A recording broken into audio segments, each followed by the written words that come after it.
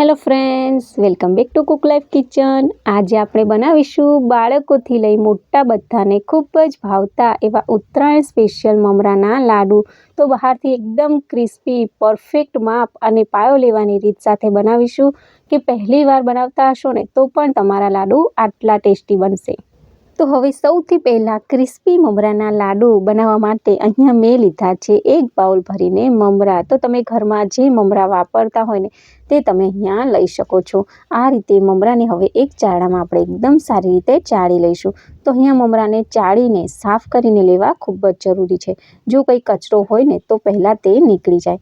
હવે આપણે મમરાનું એકદમ પરફેક્ટ એવું માપ જોઈ લઈશું. તો 1 કપ ભરી અહીંયા મેં મમરા લીધા. હવે આ મેં બીજો કપ ભર્યો અને આ મેં ત્રીજો કપ ભર્યો અને હવે આપણે ભરીશું અહીંયા ચોથો કપ.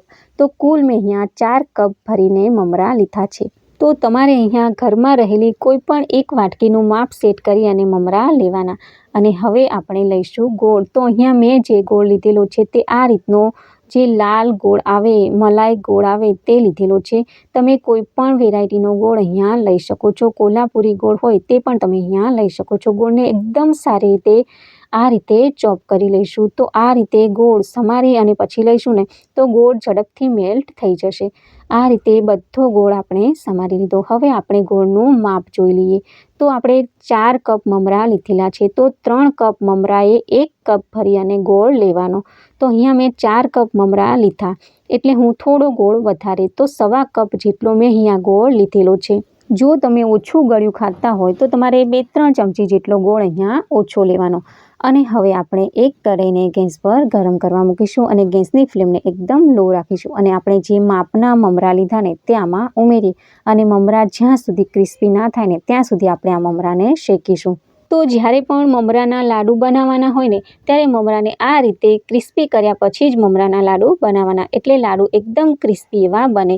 તો મમરાને શેકાતા 4 થી 5 મિનિટનો સમય અહીંયા લાગતો હોય છે. કારણ કે મમરાની ક્વોલિટી ઉપર ડિપેન્ડ કરે છે. જો મમરા ફ્રેશ હશે તો તેને શેકાતા 2 થી 3 મિનિટનો સમય લાગશે.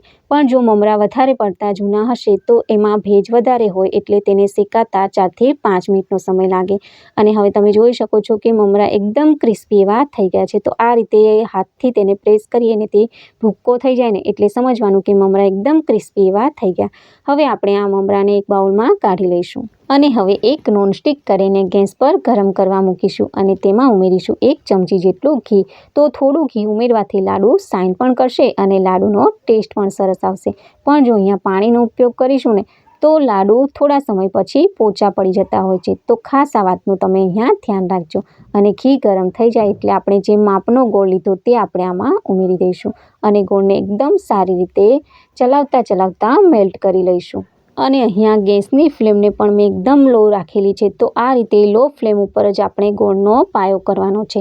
તો થોડી જ વારમાં તમે જોઈ શકો છો કે ગોળ થોડો એવો મેલ્ટ થવા લાગ્યો. તો હજી એકદમ પ્રોપર એવો મેલ્ટ થાય ને ત્યાં સુધી આપણે આને ચલાવવાનો છે. તો તમે હવે જોઈ શકો છો કે થોડી જ વારમાં ગોળ એકદમ સારો એવો મેલ્ટ થઈ ગયો. તો લગભગ 1 થી 1.5 મિનિટનો અહીંયા સમય લાગ્યો છે ગોળને મેલ્ટ થવામાં. હજી આપણે આ ગોળને એકદમ સારી રીતે ચલાવવાનો છે. તો લગભગ 3-1 મિનિટ જેવો અહીંયા મને સમય થયો છે. તો આ રીતે પાણી ભરેલી વાટકીમાં થોડો એવો ગોળના ટીપા આપણે નાખીશું અને ગોળ ઠંડો થાય પછી આપણે આ રીતે ચેક કરીશું. તો તમે જો કે રબરની જેમ ગોળ અત્યારે ખેંચાઈ રહ્યો છે. તો હજી આનો પાયો પરફેક્ટ નથી બન્યો. હજી આપણે આ ગોળને થોડી વાર માટે થવા દઈશું. અને ફરી મેં આ ગોળને 1 મિનિટ સુધી સતત ચલાવતા થવા દીધો. તો હવે આપણે ચેક કરી લઈએ. તો આ રીતે પાણીમાં થોડા એવા ગોળના ટીપા નાખીશું અને ઠંડો થાય પછી આપણે ચેક કરીશું. તો તમે જુઓ કે હજી આ ગોળ થોડો એવો ખેંચાય છે. તો હજી આ પાયો પરફેક્ટ એવો નથી બન્યો. ફરી આપણે આને અડધી મિનિટ સુધી થવા દઈશું. અને હવે અડધી મિનિટ થઈ ગઈ તો આપણે ફરીથી ચેક કરી લઈએ. તો આ રીતે થોડો એવો ગોળ પાણીમાં નાખી અને પછી જોઈએ. તો તમે જુઓ કે કાચની જેમ આ ગોળ અત્યારે તૂટી રહ્યો છે. તો અત્યારે આ પાયો પરફેક્ટ એવો બનેલો છે. તો તમારે આ વાતનું અહીંયા ખાસ ધ્યાન રાખવાનું છે કે ગોળ કાચની જેમ તૂટે ને એટલે સમજવાનું કે તમારો પાયો એકદમ પરફેક્ટ બનેલો છે. હવે આપણે તેમાં ક્રિસ્પી કરેલા મમરા નાખી અને એકદમ ફટાફટ આપણે ગોળમાં મમરાને મિક્સ કરી લઈશું. તો આ પ્રોસેસ તમારે થોડી એવી ઝડપથી કરવાની છે. તમે જોઈ શકો છો કે એકદમ ફટાફટ આપણે ગોળ અને મમરાને મિક્સ કરી લીધા અને હવે આપણે ગેસની ફ્લેમને બંધ કરી દઈશું. અને હવે ગોળ અને મમરાના ગરમ ગરમ મિશ્રણને આપણે થોડું એવું થાળીમાં કાઢીશું અને બાકીનું આપણે કડાઈમાં જ રાખીશું, કારણ કે મિશ્રણ જો ઠંડુ થઈ જશે ને તો પછી આપણે ફટાફટ તેના લાડુ નહીં બનાવી શકીએ. અને હવે હાથને પાણીવાળા કરી અને થોડું એવું મિશ્રણ હાથમાં લઈ અને હલકો ફૂલકો એવો મમરાનો લાડુ બનાવીશું. તો અહીંયા આપણે ચૂરમાના જેવા ટાઈટ લાડુ નથી બનાવવાના, એકદમ હલકો ફૂલકો રહે અને ગોળ એવો બને તેવા જ આપણે મમરાના લાડુ બનાવવાના છે. આ રીતે આપણે એક લાડુ બનાવીને તૈયાર કર્યો અને હવે ફરીથી પાણીવાળા હાથ કરી અને બીજો લાડુ પણ બનાવીશું. તો આ રીતે આપણો બીજો લાડુ પણ બની ગયો અને આ જ રીતે આપણે બધા લાડુ બનાવીને ફટાફટ એવા તૈયાર કરી લઈશું. તો હવે આ ઘરમાં નાના મોટા બધાને ભાવે ને તેવા ઉત્તરાયણ સ્પેશિયલ મમરાના લાડુ બનીને તૈયાર છે. અને ઉત્તરાયણ તો આ મમરાના લાડુ વગર અધૂરી જ લાગે, ખરું ને? તો એકવાર આ રીતે મમરાના લાડુ જરૂરથી બનાવજો અને મને કમેન્ટ બોક્સમાં કહેજો કે તમને આ લાડુની રેસીપી કેવી લાગી.